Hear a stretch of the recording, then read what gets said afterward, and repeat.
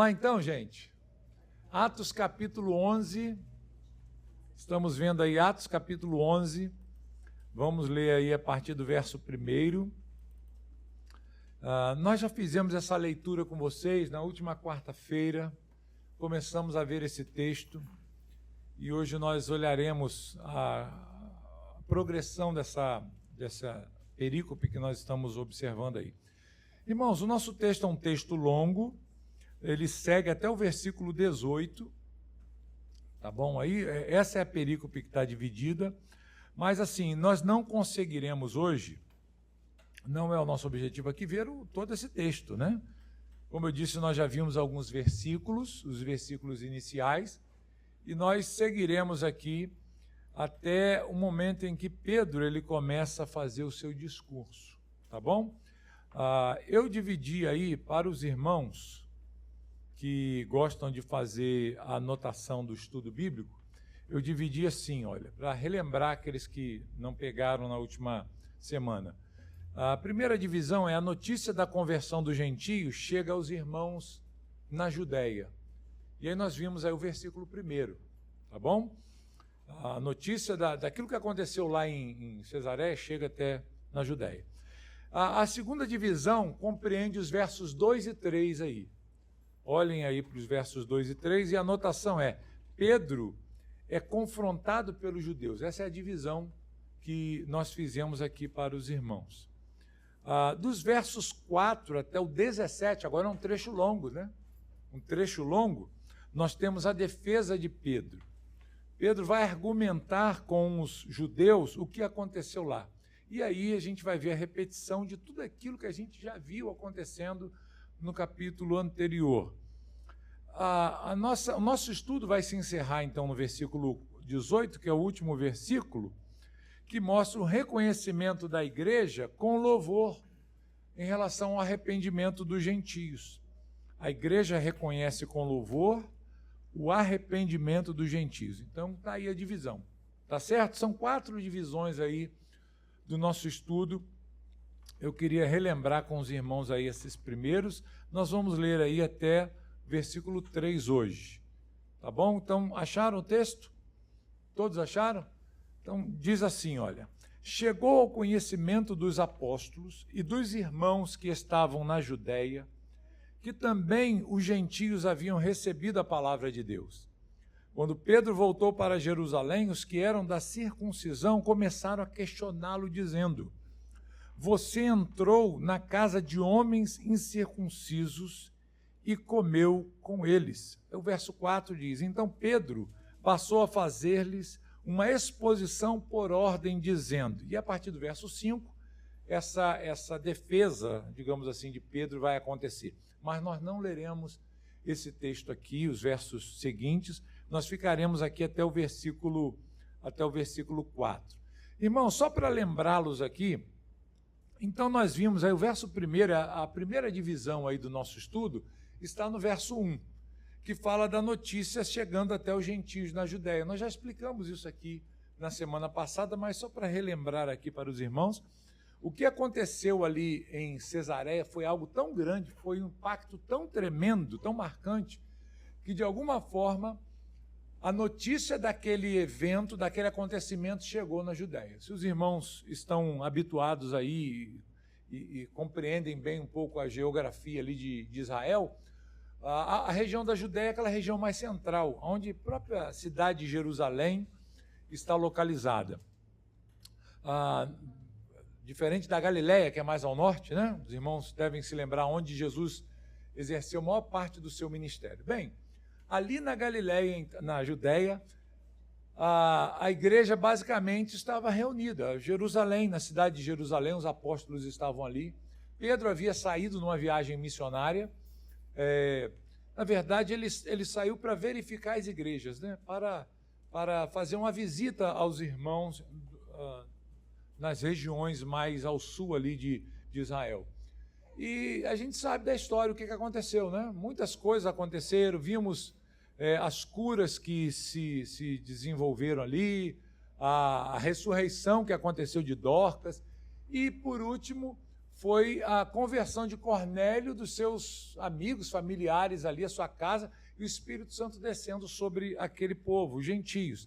E isso, irmãos, foi assim, como eu disse, tão marcante que chega até Jerusalém e a região da Judéia, esse acontecimento. Não sabemos quem levou essa mensagem, não sabemos como essa mensagem chegou lá.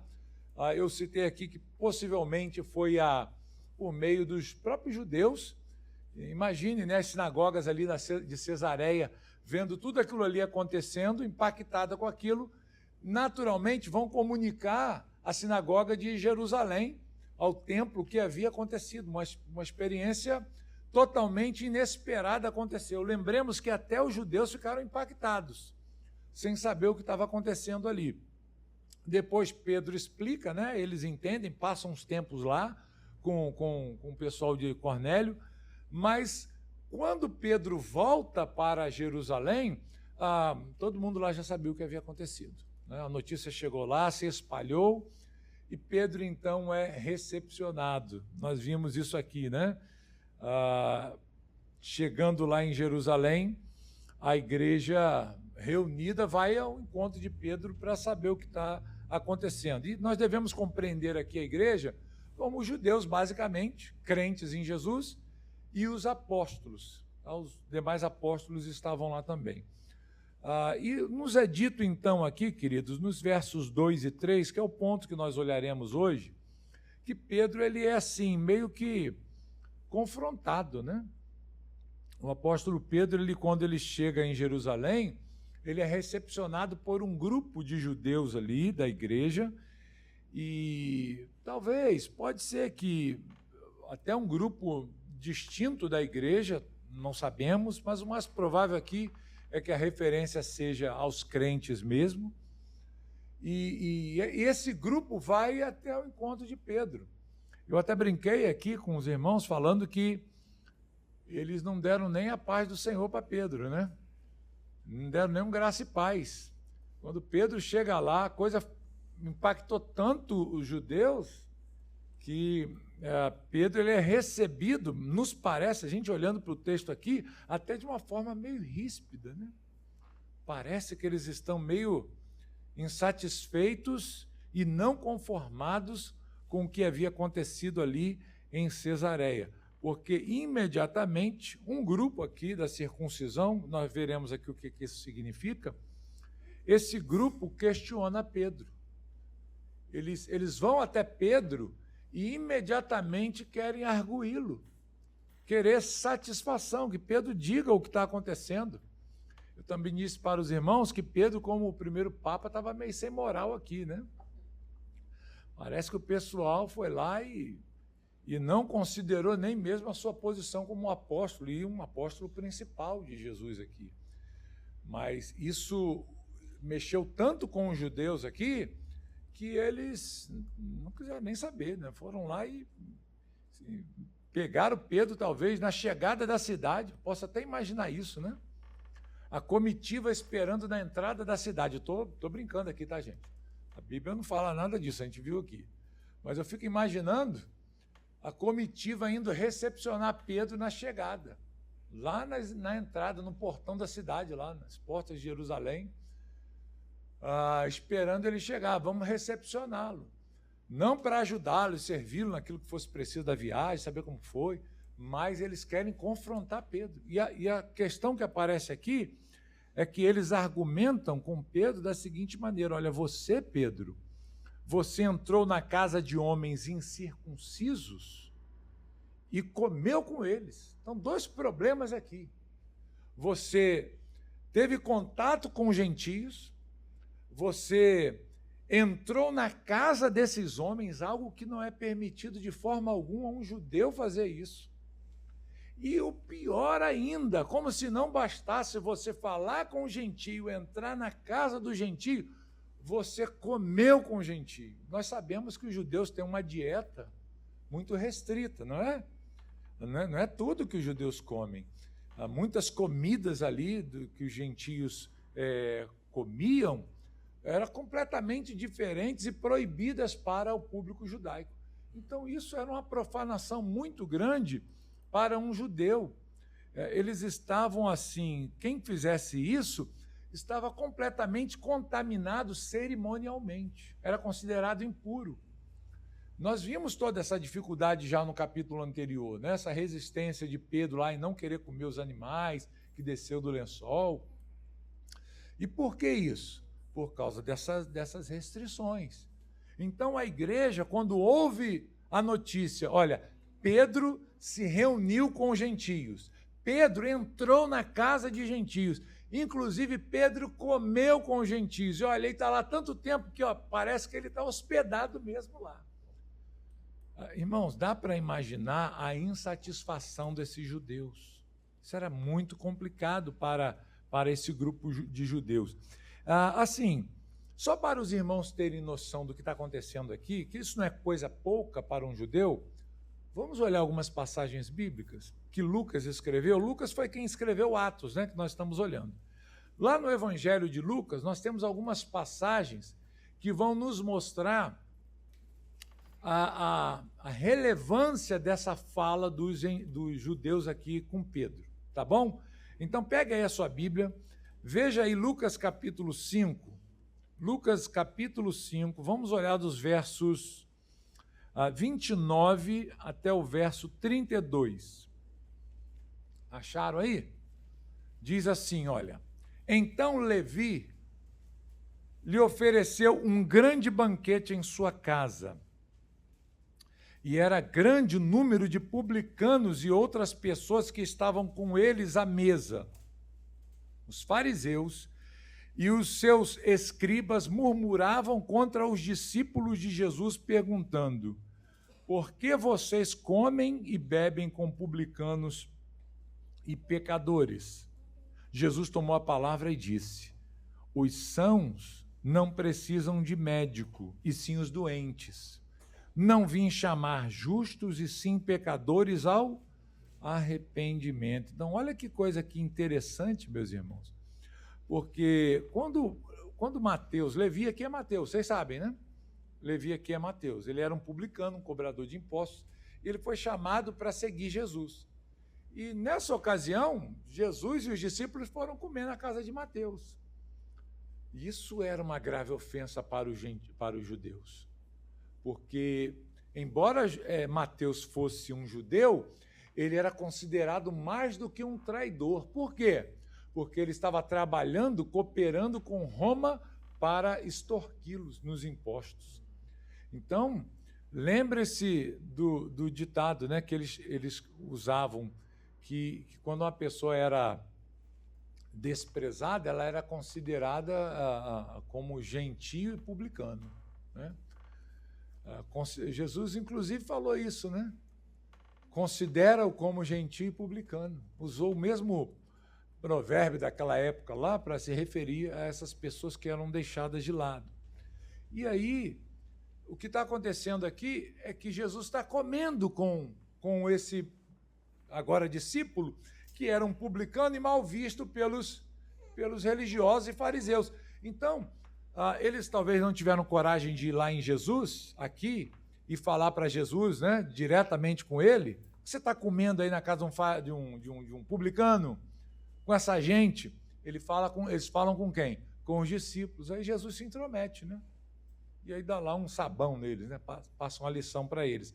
Mas esse texto nos mostra que essa dificuldade estava presente lá, nessa comunhão, não só com os de fora, mas os de dentro, que eram traidores. Aqui no caso, Mateus, né? Um cobrador de impostos. O irmão levantou a mão aí para falar. Na verdade, você está querendo enfatizar essa questão dos gentios, né? Mas eu lembrei porque o senhor citou os publicanos, como eles eram mal vistos, né? Uhum. O próprio Cristo anterior, em algum momento, já falou também que prostitutas e publicanos estão entrando no reino dos céus. Primeiro que vocês criticando os fariseus, uhum, e ele coloca a prostituta como que no mesmo nível de um publicano, uhum, né? Igualando, né? Igualando de alguma forma. Então, mostrando o desprezo que eles tinham com essas pessoas. Se vocês olharem o capítulo 7 agora, vamos avançar um pouquinho, versos 31 a 34, Olha só o que diz o texto. E Jesus continuou: a quem, pois, compararei as pessoas dessa geração? A quem são semelhantes? São semelhantes a meninos que, sentados na praça, gritam uns para os outros: nós tocamos flauta, mas vocês não dançaram. Entoamos lamentações, mas vocês não choraram. E ele vai explicar isso. Pois veio João Batista, não comendo pão nem bebendo vinho, e vocês dizem: ele tem demônio. Veio o Filho do Homem, comendo e bebendo, e vocês dizem: eis aí um glutão e bebedor de vinho, amigo de publicanos e pecadores. Então, percebe como que isso era difícil para um judeu aceitar? Jesus era chamado assim, não? De amigo de publicanos, de pecadores, gente que era considerado desprezada, e era inconcebível para ele, para a mente deles, Jesus, como um judeu, está participando dessas refeições, na companhia dessas pessoas, e mais, ele era chamado de rabi, de mestre. Como isso? É inconcebível, a cabeça deles não entrava, né? Vamos mais para frente? Capítulo 15 aí. Tem só esse e mais um outro texto que eu queria ler para os irmãos. São textos que vocês já conhecem, né, irmãos? Mas eu queria relembrar aqui para os irmãos poderem ter compreensão do que a gente está tratando aqui. Capítulo 15, 1 e 2. Acharam? Aproximavam-se de Jesus todos os publicanos e pecadores para o ouvir. Os fariseus e os escribas murmuravam, dizendo: este recebe pecadores e come com eles. Então Jesus era aqui censurado, viu? Por esses homens, pelo fato dele comer com publicanos, cobradores de impostos, né? E pecadores. Quem são os pecadores? O Otávio citou aí, né, um exemplo, né? Aquelas pessoas que viviam completamente distante da lei de Moisés, entregues ao pecado, prostituição, vida errada, né? Dificilmente aqui a referência seja talvez a gentios, embora existissem gentios ali em Jerusalém, por exemplo, o próprio exército romano, os soldados romanos ali eram gentios, né? Mas a maior parte ali em Jerusalém era composta por judeus. Então a referência aqui é que Jesus estava comendo com publicanos, pode ser aqui gentios, representar os gentios, pode também representar um judeu, que era publicano, como Levi ou Mateus foi, né? E os pecadores eram as pessoas que não queriam nem saber da lei, da religião, e viviam a vida de pecado mesmo. E Jesus conversava com elas, comia, fazia refeições com elas, e isso, meu Deus, despertava a ira dessa gente. Ok? Porque eles consideravam assim: fazendo isso, você está se contaminando. Você está se igualando a eles e você está se contaminando, se tornando impuro cerimonialmente também. Então, era difícil para eles conceberem isso. O último texto aqui está no capítulo 19. Tem uma historinha bem conhecida, né? Quem lembra aí? Lucas 19 é um texto conhecido. Lembra quem é? Quem está aí em Lucas 19? Capítulo 19, versos 5 a 7. Quando Jesus chegou àquele lugar, olhando para cima, disse: Zaqueu, desça depressa, porque hoje preciso ficar na sua casa. Zaqueu desceu depressa e o recebeu com alegria. Todos os que viram isso murmuravam, dizendo que Jesus tinha se hospedado com um homem pecador. Olha aí, cobrador de impostos, né? Publicano. E quando Jesus diz para Zaqueu: desce que eu vou na sua casa, a gente vai comer hoje lá. Vou ficar na sua casa. Meu Deus do céu.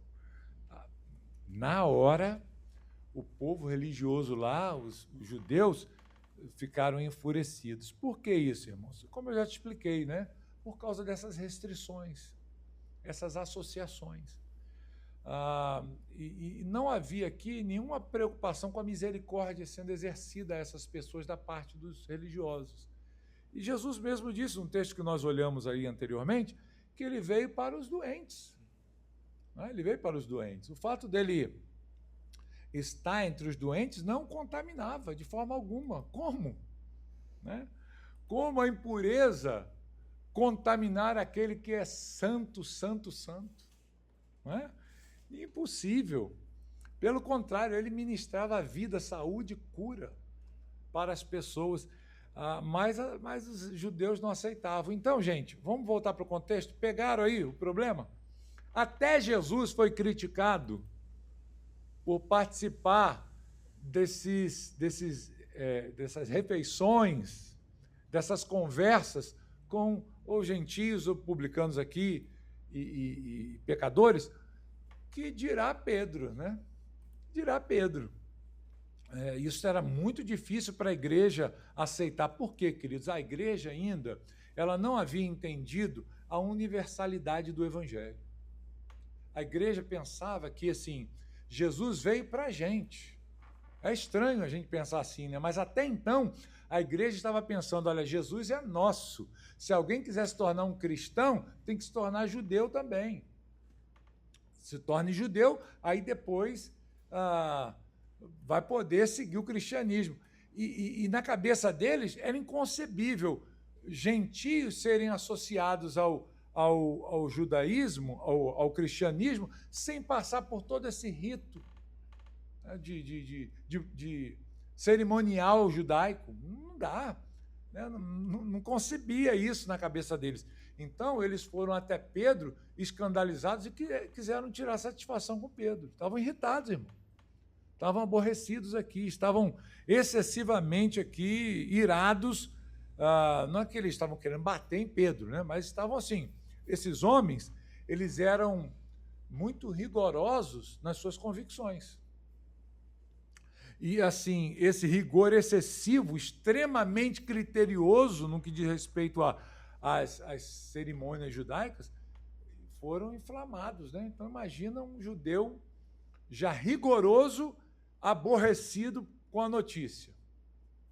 Assim, pense desse jeito, gente, vamos mergulhar na cultura deles lá. Você é cristão, você é judeu e crente.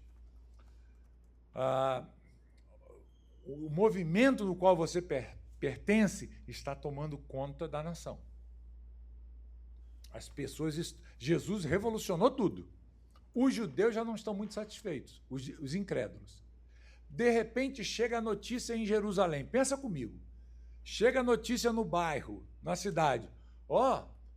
Aquele discípulo de Jesus, dos crentes aí, eles agora estão envolvidos com gentios, estão entrando na casa de gentio, comendo com gentio. Olha, abriram as portas para os gentios. Imagine a pressão que esses irmãos crentes em Jesus sofreram dos outros judeus. Vocês estão acabando com a nossa religião. Está vendo só? Esse revolucionário, esse herege Jesus aí que surgiu, que você segue, ele é a causa de toda essa corrupção moral que nós estamos passando aqui. Vocês estão acabando com o judaísmo. Existia uma pressão muito grande. Certamente, os judeus não crentes estavam pressionando aqueles que eram crentes. Então, você que faz parte, fica assim, meu Deus, né? Realmente, acho que esse povo está com razão. Pedro passou dos limites agora. Temos que fazer alguma coisa. Quer falar, Bruno?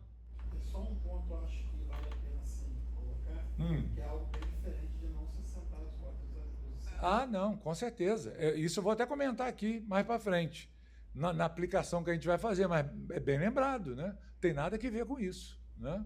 Não é um comprometimento, né, pastor? Com essas coisas, mas é uma entrada no meio dessa gente para ministrar sobre eles. É o que Jesus fazia. Ok, gente? Mas a igreja entendeu isso? A igreja não. Falou, não, explica esse negócio. Olha aí, isso está dando problema aqui. Então, Pedro se vê assim meio que pressionado, né? A pergunta é, queridos, porque aqui aparece uma expressão, eu falei com os irmãos aí, semana passada, quando a gente começou a comentar o texto, vamos lá, vamos voltar lá para o texto? Deixa eu achar aqui, deixa eu voltar na minha Bíblia. Diz que eles, então, começaram a questioná-lo, né? Aqui, a palavra que é usada aqui tem o objetivo de praticamente uma crítica mesmo, sendo feito, né? É exatamente isso, eles ficaram questionando Pedro, não é que eles fizeram uma pergunta solta, tá? ou fizeram uma frase, largaram assim, né? Com quem não quer nada, né? Mas eles estão aqui exigindo uma resposta de Pedro, tá bom? E quem é que faz isso? Bem, se vocês olharem aí, no versículo 2, o texto vai dizer que aqueles que eram da circuncisão que fizeram isso. Aí a pergunta que fica é, a respeito de quem Lucas está falando aqui? Quem eram os da circuncisão? Essa é a questão exegética que a gente precisa, né, abordar. Será que os da circuncisão se referem... Lucas tinha em mente aqui judeus que eram voltados, como eu disse, à necessidade da observância de rituais judaicos, cerimônias judaicas para se tornar um cristão, ou está falando apenas de crente? São duas possibilidades. Lucas tem na mente que os da circuncisão era apenas uma referência aos crentes judeus, ou ele está se referindo a um grupo, uma espécie de facção que está presente ali dentro da igreja, já incipiente na igreja, que vai causar um problema mais lá na frente. A gente sabe que vai causar porque Paulo vai criticá-los depois, vai haver o concílio no capítulo 15, né? Nós vamos ver o concílio, porque havia um grupo ali que dizia que para se tornar crente tem que circuncidar, gentio tem que circuncidar, e a igreja tem que se reunir. Pode ser, meus irmãos, não sabemos, pode ser que essa referência seja a um grupo já dentro da igreja problemático, né? Um grupo, uma facção ali, um partidarismo, um grupo separado dizendo, olha, para ser crente tem que seguir a lei de Moisés, tem que circuncidar, tem que seguir direitinho os rituais e vamos lá tirar satisfação com Pedro. Pode ser que se refira a isso, ou pode ser simplesmente uma forma de falar os crentes. O Otávio está lá inquieto com a mão, assim, quase tocando no teto, para dar o palpite dele. Então, dê o seu palpite aí, irmão. Vai lá. Eu queria levantar, na verdade, um argumento, né? Levanta o seu argumento, então. Que me parece ser uma discussão muito recente para o início da igreja. Parece, ao meu ver, que aqui o texto se refere a judeus. Porque, assim, aparentemente, né, de forma bem rasa, parece que nesse momento da igreja não é uma discussão que já tinha havido... já tinha maturado, por assim dizer, né? Mas assim, eu entendo essa sua colocação, mas isso acontece já imediato. Logo depois a gente vai vendo esse tumulto acontecendo, porque o capítulo 15 já mostra essa indisposição. Entendeu? Então... Mas é porque assim, no capítulo 15 já estavam sendo admitidos gentios. Sim, então faz mas sentido. para uma notícia nova como essa é difícil. Só que assim, a gente precisa escolher, né? Sim, a quem se refere aqui o texto. Fala, irmão, você levantou a mão aí. Pastor Marcelo? Eu creio que são sim irmãos em Cristo, porém eles estavam presos à antiga aliança. Né? Judaísmo, né? Porque a gente sabe que a partir de Cristo, né, a questão do batismo, por exemplo, algumas questões que não necessariamente fazem com que, para se tornar um cristão, era necessário a circuncisão. E tinha, como o senhor falou, esse grupo de crentes que criam nessa necessidade de rituais. Isso foi, pastor, isso foi uma ameaça muito forte para a igreja. Essa foi a primeira ameaça que a igreja sofreu. Porque era interna, né? Era uma mudança religiosa até recente. Então eram muitos costumes que ainda a igreja não tinha assimilado, né? Assim, para eles era o seguinte, como eu falei, o cristianismo é a nossa religião, é para judeu. Agora, quando o gentio creu e se associou à igreja e foi batizado, ou seja, o que é o batismo? É essa confirmação pública de que você se associou a um grupo, não é? Que você nasceu de novo, é uma nova pessoa, um novo homem, né? E agora você é crente, então você batizou. Então, esses homens falam assim, meu Deus, como é que pode? Como é que a gente resolve isso agora? Né? Então, pode ser isso. Então, assim, quando a gente olha aqui no capítulo 10, olha só, essa palavrinha aparece aí de novo, essa referência aparece. Capítulo 10, 45, a gente já passou por eles, mas vamos relembrar aqui só esse versículo. E os fiéis que eram da circuncisão, olha aí, mais uma vez, ligando os fiéis à circuncisão, tá bom? Que tinham vindo com Pedro, admiraram-se, porque também sobre os gentios foi derramado o dom do Espírito Santo. Então, a quem se referem aqui a palavra fiéis da circuncisão? A judeus sectários? A um grupo lá de defensor do judaísmo? Não. Aqui está se referindo a membros da igreja. Está se falando que quem eram esses homens que foram com Pedro? Eram crentes em Jesus, pertenciam à igreja, que eram judeus. Então, a circuncisão é uma forma de revelar esses fiéis que foram conosco eram judeus crentes, ok? Então, é mais provável que seja isso, né? Que esses que abordaram Pedro na porta lá de Jerusalém, não é que eles fossem, pelo menos, né, talvez não seja essa a intenção de Lucas, um grupo partidário da igreja. E mais radical, uma ala radical da igreja, né? Vamos botar assim. Não é que eles fossem aqui os radicais do cristianismo, mas eram apenas judeus crentes em Jesus que não estavam entendendo nada. Fala, irmão.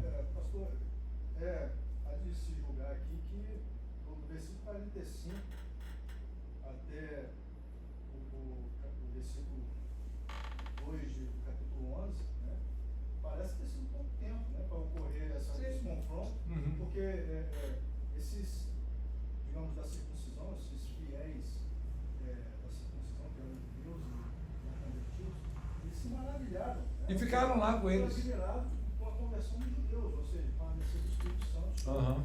Então, eles entenderam isso. Talvez eles não imaginaram que fosse acontecer. Ele estaria ali, evangelizando. Não esperavam isso, não esperavam nem o que aconteceu ali. Mas depois que, tendo visto o que aconteceu, eles no coração eles assimilaram de boa. Mas note que a reação, me parece que a reação dos crentes lá de Jerusalém é idêntica àquela que os de Pedro lá na casa de Cornélio eles tiveram, né? Pedro está indo para lá, que história é essa? O que a gente faz, né? Então, pode ser a mesma coisa. Fala, pastor. Só para completar aqui, a gente lendo aqui a partir do 45, 44 aqui pelo menos, a gente entende que esses que estavam com Pedro lá viram descer do Espírito Santo. Viram, claro, presenciaram. Então, eles ali foram testemunho do acontecimento, o contrário daqueles Do de lá de pode é diferente, né? não testemunharam nada. Não viram nada, só ouviram. E quando a gente ouve uma coisa, irmãos, é complicado, né? Você já recebeu notícia que vem assim, batendo de lá até cá? Fulano me disse porque o outro disse para ele, aí já era. Não é? Tem um ditado que diz que quem conta um conto aumenta um ponto, não é isso? É isso mesmo. Hoje em dia aumenta até mais do que um ponto, no parágrafo inteiro. O povo tem uma criatividade para contar a história. Então, assim, esses aqui, como o pastor mencionou ali, eles viram, como diz o povo, com os olhos que a terra há de comer. Eles viram, ficaram admirados, mas eu estou presenciando. Mas os de lá não, os de lá ouviram. E pode ter chegado a coisa lá tão distorcida, gente, tão atravessada a história, que eles devem ter ficado enfurecidos. Eu imagino que esses crentes aqui estavam fervendo. Falaram, meu Deus, Pedro vai ter que explicar. Nem dormiram, né? Pedro vai ter que explicar isso para a gente. Vamos para lá, vamos esperar, não vamos nem dormir essa noite, vamos guardar na porta da cidade, que ele vai ter que explicar direitinho essa história. Me parece que é isso. Me parece que é isso. Até porque nós veremos na semana que vem como é que Pedro vai responder isso e a reação da igreja. A igreja fica quieta depois. Ela sai do questionamento, da murmuração, da intriga para o louvor. Ela passa uma realidade oposta. Ela vai de um extremo ao outro. Muda completamente. Entendeu? Então, Deus convenceu, né? Eles se apaziguaram. Ficaram... tá. Então, Pedro ajudou também, né? Nós vamos ver na semana que vem os argumentos de Pedro. Mas Pedro teve a manha, né? Pedro soube como falar. Pedro termina de contar a história dele dizendo o seguinte, olha, se Deus fez, quem sou eu para brigar com Deus? Como quem diz, né? vocês estão insatisfeitos, reclama com o Espírito Santo, reclama com Deus. É só, vocês vieram na pessoa errada. Então, Pedro foi malandro aqui, né? Pedro foi sábio.